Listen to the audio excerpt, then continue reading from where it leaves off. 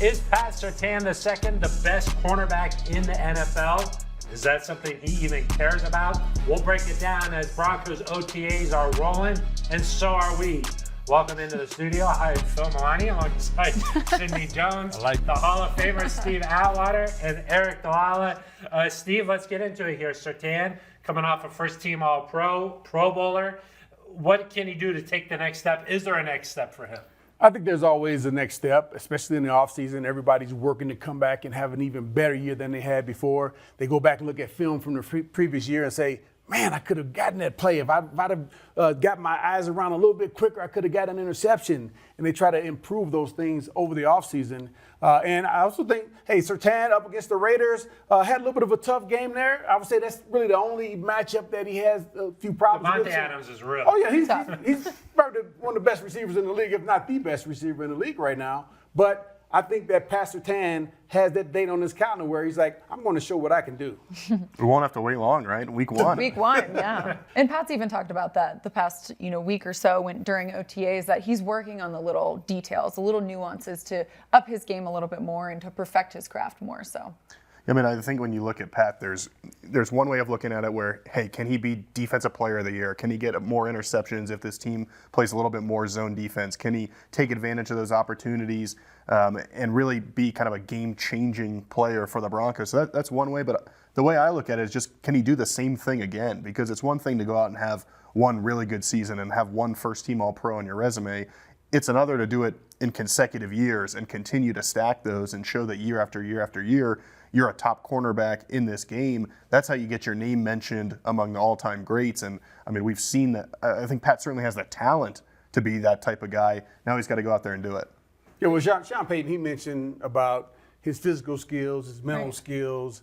And I would say the mental skills are the thing that I think that is a little bit underrated, because I've seen a ton of guys that are Pat Surtain's size. They may have had similar speed, but they didn't have the mindset. They didn't have they couldn't put it all together the way that Pat Surtain can, and as fast as he can, and be able to make the plays that he makes. So he's a complete player, and I'm just looking for him to continue to improve and keep collecting these accolades and help us win a Super Bowl. Okay, well, quarterbacks don't throw to him, so how does he make more plays here, Sidney? Like, what can he do to just be able to 6 career interceptions for as good as he is? That seems low.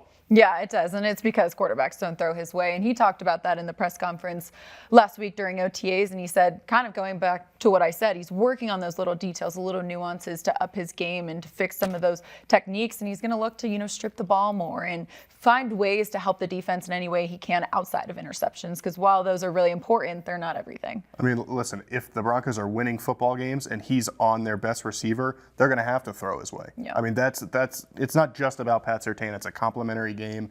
The Broncos have to find a way to put him in positions, both from a schematic standpoint and then from a complementary standpoint on the offensive side of the ball, of giving him a chance to make those plays. He's got to take advantage of them, of course, but listen, if the Broncos are playing the Raiders and the Broncos have a 10-point lead in the fourth quarter and Pat's on Devontae Adams, they're still going to Devontae Adams. That's his opportunity, I think, to make those big plays. I think what's so great about Pat, too, this being his third year in the league, he wants to be the best player on the field, but also off the field, too, as a teammate. And he's really starting to take more of this leadership role as well, talking about how he wants to lead by example and help these younger guys transition to the next level, which is great to see from him. Do you think that's natural for him? Because he's sort of a quiet guy, says he wants to lead by example. Can he be more vocal? Is that something that he should just try to create, or do you have to stay true to your personality? I mean, I think he can be more vocal, but you also hear what Justin Simmons said the other day, which is when you're a first-team All-Pro corner and you're the best player on the field and one of the best guys in the NFL, people are naturally going to gravitate your way. I mean, the Broncos have had some guys in this locker room over the years that have been vocal leaders that have been followed, but then I think of like a Demaryius Thomas, who he wasn't super vocal, but guys followed him because he led by example. He was a great football player. Kind of see Pat Surtain in that same sort of mold, that if he plays the way he plays, he works the way he works, he holds himself to a certain standard, everybody around him is going to want to hold themselves to that same standard. Yeah, I mean, in the locker room, it's unlike any other place, because if you haven't done it, many guys, they just want you to shut up. Like, if you're not making plays, I don't want to hear what you got to say. And that's just how it is, unfortunately, because some guys, they may have the knowledge, but they may not be able to, execute on the field. as well. But especially in the locker room now, once guys become coaches in that, obviously the players have to listen much more. But teammates, you got to be making plays for other guys to listen.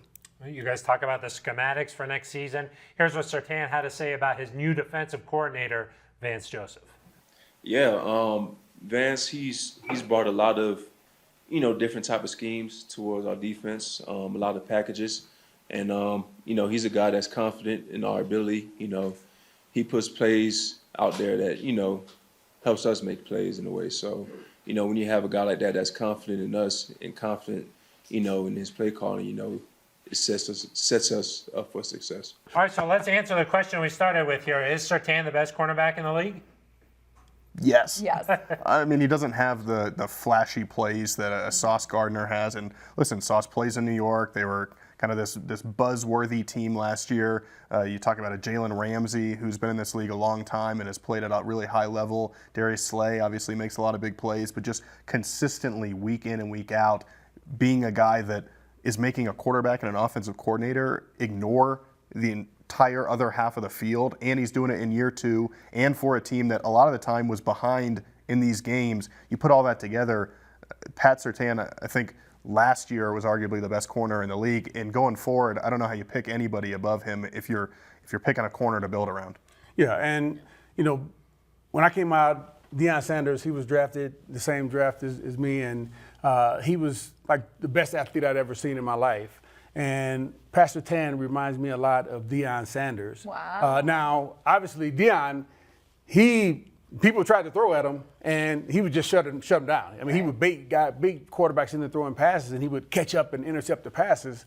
But for Surtain to really get to that level, he would have to pick up the number of interceptions that he's getting, and teams would have to challenge him a little bit more. And so a lot of that is going to have to do with how the defense is played, how many times teams will try to go at him because the other side is covered up. They got double coverage or something. Neon Pat.